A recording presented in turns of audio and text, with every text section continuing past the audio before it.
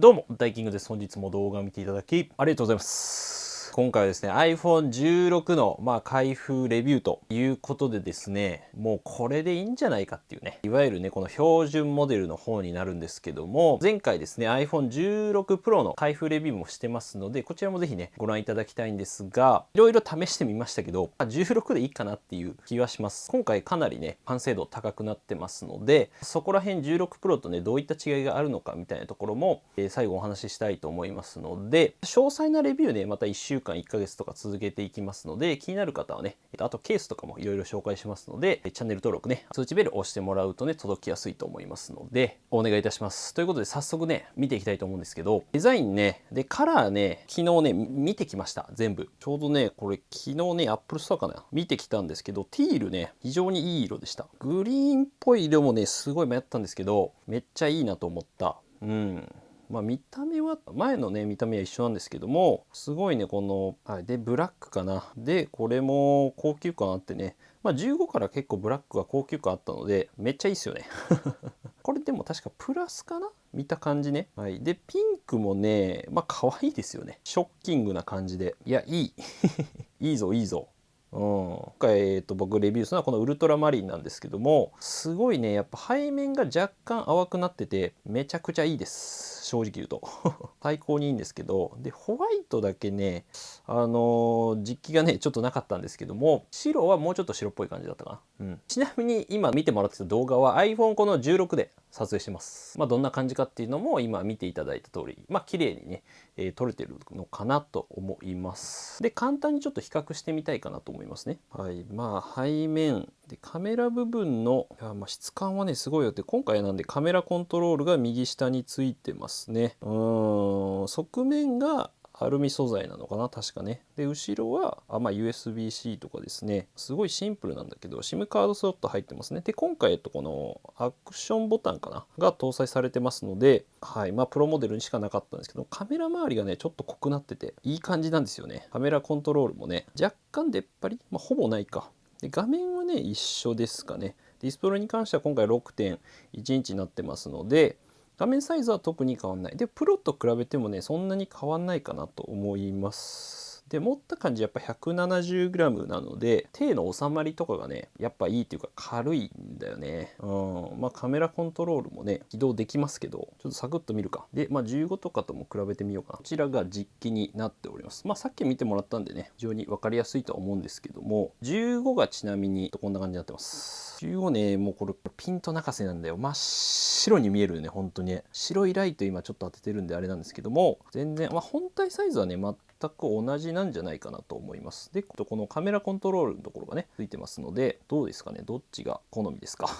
斜めのデザインが変わったんですけど、画面は一緒ですね、正直ね。特に変わってないか。USB-C とかも変わってないですし、側面がね、質感こんな感じになってます。16 Pro に関しては、ホレとデザートチタニウムなんですけど、こう側面が2になったのが今回。いいグレードのやつが入ってるんですけども、こんな感じでね、キラキラしてます。後ろはガラス素材っていうのはね、確か同じなんだけど、高級感っていう意味ではやっぱりこの16 Pro の方がね、いいのかなと思います。ベゼルもね、薄くなってるんですが、個人的にはそんなに変わんないかなと思いました。で、16 Pro の方が 6.3 インチ。若干縦長になってるかなんで、縦長と側面も、幅も大きくはなってるんですけど、正直そんなね変わんないかなって。ただ重さは持ったところやっぱり違いは感じます。 30g、29g かな近く違うので、さあこれをどう捉えるかっていうところはありますね。でもデザインとかはいい。カメラコントロールかな、両方どっちも入ってるんですけども、こんな感じでね、こうかな、もうちょっとねこっち側に欲しかったんですけども、こう押すとカメラがねこう起動できるっていうものになってます。でダブルこれでズームをね切り替えたりとか、ダブルタップで、このモードの切り替えとかができます。色味を変えたりとかでですね、見た動画ではこの下側にね置いてみるとすごい使いやすいっていうのは確かにありますね。こうやると使いやすいかもしれない。下の方が位置的にはすごい自然になるので、縦で使うっていうのがいいのかなっていうところはある、正直。どうなんだろうなたら便利ぐらいのイメージ。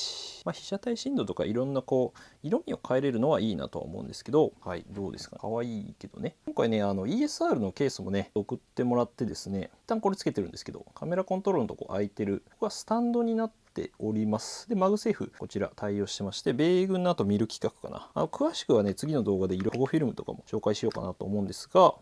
いい感じですね。この隠れスタンドっていうのがねすごい良くなってます。で背面が今回ねちょっと薄型になったみたいで、より充電速度がね出るように、厚みがあるとどうしてもねワイヤレス充電の効率悪くなっちゃうんで、でもこれでカメラコントロールもここねくぼみがあってすごい使いやすいかもしれない。なのでいいですね。はい。なんでスタンドになるんだよね、ここがね。こんな感じでスタンドになるので、今横置きでこう動画見たりとか角度調節もこれでできますね。で縦置きで意外とねこういう感じで置いて使うっていうこともできます。なんでどうだろう、角度的にはねこんな感じで使えるのかなと。これねいいですね。これはねなんかリング貼るまでもないなみたいな、ちょうど絶妙な感じですよね。クリアで下はちゃんと綺麗にくり抜かれてますね。で四隅がこうエアガード入ってるシリコンケースもねありますね。これはこれですごいねクオリティ高いマグセーフ入ってて、こっちは結構ねがっつり切り抜かれてる、ここが。で使ってみたところ良かったですけどね。でこの素材もね中がファブリック素材っていうかモフモフした感じ、ここが黒くなってるからなんかかっこいいかもしれない。なんかねここら辺かっこいいんだよね。シリコン素材なんだけどゴミはつきづらくはなってるかもしれない。結構サラサラしてます。でスタンドはもちろんこう収納できで、カメラコントロールのところがね結構空いてる感じだな。でも使いやすいね普通に。でもこっちの方が使いやすいかもね。なんだろう、このちょうど空いてるのがいいかもしれないです。気になった方はね概要欄に載せておきますので、保護フィルムとかもね次紹介しますので、ライト消すの忘れてた。で今回A18 チップですね。性能についてなんですが、16 Pro が A18 Pro チップっていう形で、基本的なベースは同じになってます。でベンチマークスコアっていうね測ってみました。数値でねこれ見れるんですけども、 iPhone16 が3258、シングルマルチがあるんですけども、シングルコアは基本的に本当メール見たりとか単純な作業で、マルチコアはもう少しこう負荷がね高いような時の参考数値になりますが、だいたい8000弱ぐらいは出てます。で今回iPhone15 もね測ってみたんですけども、で OS は全部合わせてます。 iOS18.0 かな。で2557の6305なので悪くないかなっていう、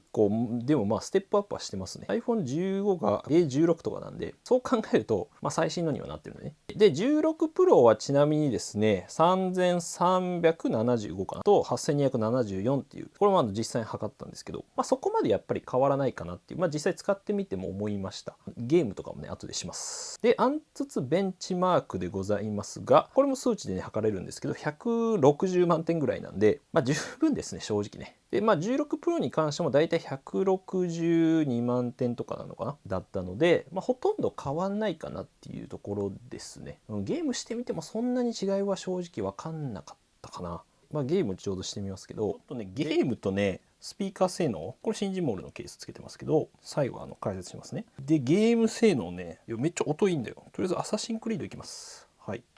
音どうですかね。めっちゃ音いい。再開。音すごくないですか。俺の声が聞こえないぐらいでも結構綺麗で、今一応ねガラスフィルムとか貼ってないです。で、明るさはマックスかな多分な。最初のねトライアルのところなんでいいかな。明るさのこの表現とかがねめちゃくちゃすごくない。なんで閉じんだよって。音がすごくね、めっちゃ綺麗じゃないですかうるせえお前ら喋らせろめっちゃ綺麗。これお姉さんめっちゃ綺麗でしょ。この光の表現とかもやっぱりレイトレーシング確かね入ったんだよな。18だからめっちゃ綺麗っていうのと、音マックスにしたら結構やばい。めっちゃ綺麗でしょ。一応ちょっと原神もね用意したんで、ゲーム起動すると、ゲームモードっていうの入ったんですけどね、 iOS18 から自動的にゲームモードになります。もうこの時点でね音めっちゃいいんだよ。iPad みたいな iPad Pro の技術入ってんのかなやっぱこれ。うるせえ全然ヘッドホンなしでねこれいけるわ。本当はイヤホンとかの方が没入感あるのかもしれないけど、で一応音がいいんだよ。色温度が難しいで、確か設定でね、音がすごい。あ、でもマックスになってる。フレームレート、120出ないけど、無理やりですね。定は多分ほとんどマックス状態にしてます。めちゃくちゃね、綺麗。あ、全然動く。全然動く。難しいな、もう、この画面見ながらやるの。めっちゃ綺麗。音がね、でかすぎてもうきついわ、逆に。ああ、いいですね。こんな感じでね、めっちゃゲーム体験はね、結構16でもいいかなと思いました、僕は。別にそんなカクカクもしないしね。ただ結構長時間やるとね、結構熱くなる、さすがに。なんで若干フレームレート下げたりとかですね、そういうのは必要かもしれない。アサシンクリードをやっぱさすがに、16プロでもやってみたんですけど、さすがにね、長時間やるときつい、死ぬ。めっちゃ本体熱くなったんで、ただ iPhone でこれできるっていうのはすごいことかなと思いましたので、ぜひね、チェックしてみてください。こんな感じでした。コメントください。ゲーム性能どうかなっていうところ。16 Pro もね、いいんですけどね。16 Pro でもまた試してみます。また。あと、さっき見てもらったですね、カメラコントロールについてなんですけども、前回の動画でいろいろ設定画面とか見せましたが、カメラっていう項目、一般のカメラっていう中にですね、項目があるんですけども、グリーンプレビュー。一応カメラの起動っていうのをシングルクリックかダブルクリック。1回押すか2回押すかみたいなところで変えれたりとか。で、これどうやらね、なんかたまたま見たらインスタグラムっていうのが入ってたんですけど、どうやら対応アプリだとこれ出てくるみたいですね。今のところ僕が入れてるアプリではインスタしかなかったんですけど、カメラ系の多分 SNS とかそういう系は徐々に対応してくるんじゃないかなと思いました。今なんでカメラコードスキャナー拡大鏡しかデフォルトではね、最初入ってるのはそれしかないんですけど、例えばこのインスタでね、起動してみると、押すとインスタのカメラが起動するって感じです。なんで、あくまで。なんですぐ SNS でシェアしたい時にビュッてやって、バッて撮るみたいな。あれとかいいと、B リアルとかね、そういう時すごいいいんじゃないかなと思いましたけど、通知が来てピンみたいなね。B リアルは多分 Z 世代しか使ってないと思うけど、結構なんでそういう意味ではいいかなと思いましたね。この一瞬を逃さないみたいなところはいいかな。カメラ性能ですね。で、カメラについてなんですけど、結構いろいろね、撮ってみたんで、見ていこうかなと思います。これ昨日撮ったやつか。1倍かなこれ。24メガピクセルのフュージョンカメラになってます。めっちゃ綺麗だね、正直ね、これね。で、後ろのやっぱボケ感に関しては、ちょっとやっぱ iPhone15 よりも良くなってるかなと思います。これは確か2倍ズームかな、これが。26ミリになってますので F 値というかこの、F 値っていうのが下がってるので、暗いとこで綺麗に撮れたりとか、あと暗闇は特にねだったんですけども、これ動画かな、ボケ感は綺麗に増えてますね。 iPhone15 と比べても全然増えてました。パッとポートレート撮ってもね綺麗だよねこれ 3D プリンターですけど、すごいね日常光が特にやっぱりある程度ある環境だとめっちゃ綺麗に撮れます。これポートレートモードかな。これ新宿の公園これ2倍ズームで確か撮ってるはずですね。フュージョンカメラ結構なんで明暗差じゃないけどね、キリッとね綺麗だよな、明るい場面ではかなりキリッとね映る印象で、超広角カメラも綺麗なんですけど、やっぱりね12メガピクセルではあるので都庁ですけど若干粗さは目立つ気はする。割とシャープな印象なのかな。思ったよりね都庁がいい感じ。これ1倍と2倍ですね。やっぱ夜がすごいやっぱり進化してる気はしました。反射はちょっとするけど結構暗い環境で撮ったんですけど、特にナイトモードとか使うと非常に綺麗に撮れますね。でもこの光のピーンっていう感じはね、ゴーストみたいなのはねちょっと入ります。でも綺麗だよね全然。結構ね周り暗かったんですけど、これでちょっと見てもらおうかな。すごいですね。 0.5 で1倍、どうしてもねこのゴーストみたいなのはすごい映り込みはねがっつり入ってるねこれね。2倍1倍2倍っていう感じで、でも割とねさっきこれ見てもらったやつだと思うんですけど、非常に綺麗に撮れてる作例こんな感じかな。これ西新宿か。ちょっと光のところは飛んでる気がするんですけども、ちゃんと明るいところは明るくして暗いところは暗くっていう。ただグリーンのここら辺の緑のとことかはね結構綺麗ですよね。これ iPhone16 も同じでした。16 Pro とかもね簡単にねこの子たち可愛かったけど、これも Apple Store でね、16で撮った写真になります。ただポートレートに関してはやっぱりねまだストローとかは死んでます完全に死んじゃってるもんねこれね。もちろんこれ後からね変えれるんだけど、結構後ろ F 値を下げないとっていうところはありますね。で今回このフォトグラフスタイルっていうのが入ってるので、この編集の下にね下にね変更ボタンみたいな、調整ボタンみたいな感じかな。横に3本線があるやつ、被写体深度とかねもうどこにピントを合わすかっていうの、これは前からありますけど、でこのスタイルっていうところがあって、標準とか例えば鮮やかとかね、自然光でこれ押してもらうと明るさとかかな。でこれはこのままここでね操れるのでいいですよね。こういうのができるから。でこれ保存もできるんですよね。そのままカメラのね設定としてできたりするので、こういうところは新しい機能かなと思いました。であとマクロ撮影に関してもこれ16を撮ったやつなんですが、1倍2倍、2倍ズームできるのがでマクロモードになるんですよ。近づくと基本的に。でこんな感じでかなりね1センチぐらい寄れるのかな。だいぶ寄れます。めちゃくちゃ寄れるですけど、これ下にねなんかモデル番号書いてあるらしいんだけど、この端子の中にこんな感じで寄れたりはするかな。撮るとこういうすごいもうゴミまで見える。解像度がいいかっていうとちょっとあれだな。写真は綺麗ですねやっぱりね。2倍ズームとか、こんな感じで AirPods ね、後ろも綺麗にボケてはくれてますね。いや普通に綺麗だわ。これなんだ謎のさっき多分ミスって撮ったやつだけど綺麗に撮れてますね。はいただでカメラのね設定一応4800万画素は対応してるんですけども、デフォルトではねオフになってました。なので例えばカメラっていう設定で、さっきのカメラコントロールのところはここで入って、これなんかでもインスタ出てないな、なんでかこっちは。でフォトグラフスタイルもここでいろいろ自分の色味を変えるっていうことも設定するみたいなことできます。これでなんか自分の好きな色味にすると、これ続けていくと設定できます。標準で。でビデオとかここでね標準のやつが設定できるんですが、でこのフォーマットっていうところですね。フォーマットっていうところを押してもらうと高効率互換性優先とかあるんですけども、なんか JPEG で保存するみたいなこともできるんですけど、この解像度コントロールのところが最初オフになってましたこれ。なんでこれオンにするとですね、写真のカメラっていうところで上にね TIFF 最大っていうのが出てくるんですよ。これをオンにしないと48メガは撮れない仕様になってるので、こういう感じで撮ってもらうと、でも12メガピクセルなんでだTIFF 最大でそうですね。そしたら48メガ、2倍ズームはそうかできないのかそもそもね。そしたら48メガで、これで48メガになって、ヒーフっていうやつですけど、で大体7メガぐらいかな1枚。なのでだいぶこれだと寄ってもね綺麗なんだよめっちゃ綺麗だな、ここら辺とか。これ ESR のやつだけど、めっちゃ綺麗。そんな感じだけど、若干ねそこら辺のこのカメラとかの設定はいじった方がいいかもしれないです。スローモーションとかこのビデオもね多分 30fps になってたから最初はね。で OS の容量とかも、基本的にはこの FPS を上げていくと重くなります。ここら辺アクションモードとかもそうですね。これに設定してもらうのがすごいいいかなと思う。でグリッドとかね、これをオンにするとさっきの写真のところでねこう線が出たりするのでおすすめです。撮りやすいというか測りやすいんでねっていう感じかな。カメラは充電スピードはもうちょっと検証します。次ねまとめですね。で今回やった iPhone16 も、16 Pro も前回話したんですけど、使ってみた違いみたいなところですが、まずカメラ動画性能、特に5倍ズームっていうところなんですけども、基本的には一緒なんですけども、やっぱちょっとね若干ボケ感が16 Pro の方が良かったりとか、あとズーム性能ですねに関しても、5倍ズームが綺麗にね光学ズームっていうのが取れますので、さらに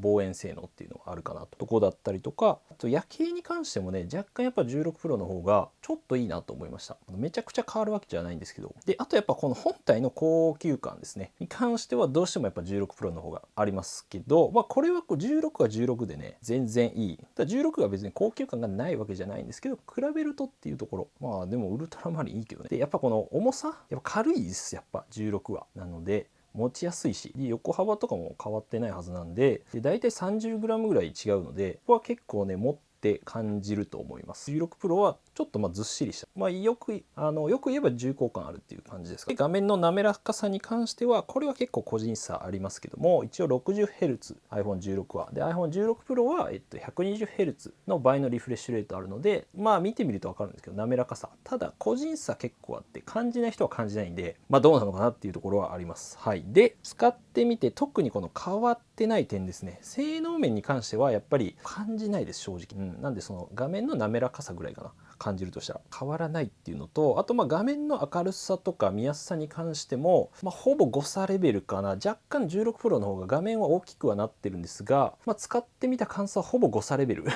と見やすいかなぐらいけど、ほんと比べないと分かんないで。あとカメラコントロールとかに関しても全く同じ仕様になってますので、特にね同じ機能がやっぱ使えるっていうのはいいなと思いました。であとスピーカー性能ね、これ良かったですね。なんで iPhone16 の方がいいんじゃないかっていうぐらいで、16 Pro も、どっちもいいんですけど、ゲームとかその没入感に関してはかなりいいなと思いました。スピーカーね、ちょっとびっくりしましたね。iPad Pro もね、すごい良かったんですけど、本当それをちっちゃくした感じだったんで、ちょっとここびっくりしました、僕は。ゲームとかしてみて。はい。で、じゃあどっちがいいのっていうのはね、これよく聞かれるんですけども、正直全然16でいいかなっていうのが結論ではあるんですが、価格がね3万5,000円ぐらい違うのかな。コストパフォーマンスでいうと完全に16の方がいいかなっていうところ。コスパ最強。あとやっぱ軽くて使いやすい iPhone がいいなっていう方は16がいいと思います。言ったように、30g ぐらい重さが違うので、特に iPhone の SE とかミニとかあたりから変えるとかなり重く感じると思います。 iPhone16 Pro は。ただ今まで 200g 前 200g とかかな iPhone Pro シリーズとか使ってればそこまで感じないとは思いますけども、あとはカメラはそこまで使わないかなっていう、特に望遠、普段そんなにカメラは使わないし、撮れたらいいかなぐらいの人であれば遠くのものをこう撮らないみたいなね方は16でも全然いいかなですよね。はい、あとプロシリーズ今までそんなに使ってきてないっていうか、プロから変えてもね全然 iPhone12 ぐらいからであれば特にいいんじゃないかなと思います。画面に関してはね今までと同じ 60Hz にはなるので、プロシリーズでなければだからそこは気にしなくていいかな。逆に16 Pro に関してはもう基本的にはねやっぱり見た目の高級感かなと思いました、正直。